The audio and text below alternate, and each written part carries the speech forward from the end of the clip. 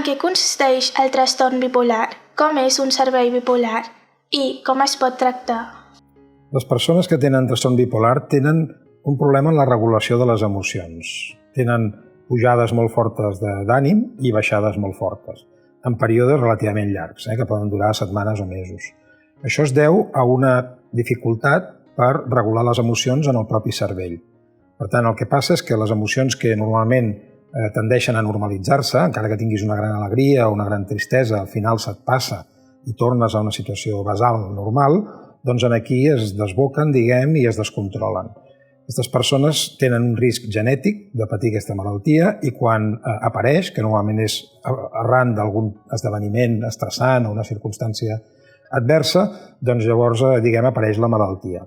La malaltia es diagnostica clínicament, encara no hi ha maneres de fer un diagnòstic que no sigui basat en el que ens explica el pacient, la família i qui els coneixen, i quan es confirma el diagnòstic amb uns criteris concrets, doncs iniciem un tractament. Els tractaments fonamentalment són de tipus biològic, farmacològic, però també hi ha altres tipus de tractaments i és fonamental també el tractament psicològic.